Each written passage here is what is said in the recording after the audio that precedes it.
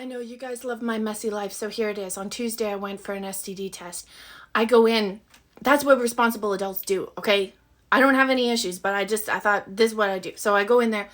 I wait for 3 hours to get this blood test, and she pops my vein. She pops it. She pops my vein, and so she gives me this lab requisition. She says, like, hydrate lots and then go to the hospital tomorrow and get this done. And I'm like, okay. So I go to the hospital the next day. They had a power outage. Okay, so the lineup is all the way fucking, like, to the door. And I'm like, oh, fucking great. They're like, no, we should be able to get you in. I wait 3 hours. I don't get in. And I gotta leave, so I gotta go get my son. So I leave, I go get my son, but I'm now 6 hours in. I'm 6 hours in, so I take him to the swimming lessons that he's got to go to, and I run over to this other lab, and I'm like, I'm going to try this one. So I get in there. There's 2 people in there. I'm like, oh, yes. So she says, I'm going to be in and out 15 minutes. I sit down. 5 minutes later, she calls me up, and she's like, this is not your lab rec. And I'm like, what do you mean? I'm like, what do you mean this? I watched her write it. And she goes, yeah, there's somebody else's name on here. I cry. I fucking cry. Okay, because now I've put almost 7 hours into getting this fucking blood work done.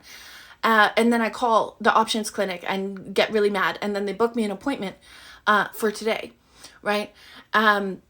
So I get booked in for this appointment today. I go in. They got 3 people to draw my blood. And then they had to use a baby needle. Okay? They had to use a baby needle on me because my veins are so tiny. Anyways, and while I'm there, I'm like, I also want to get the pap. So they give me the pap. And I go in there. And she's like, we have a medical student in today. How do you feel about that? I'm like, great. Awesome. That's so awesome. Sure. Let's do it. So my legs are up in the stirrups, right? She gets in there with the little, like, duck bill clampy thing to open it up. And she's down there for a while. And I'm, like, sitting there, like, what the fuck is going on? Like, why is this taking so long? It's just like, I can't find it. And I'm like, you can't find what? What are you looking for? What do you can't find? Right? And she's like, I can't find her cervix. And I'm like, I'm pretty sure it's in there.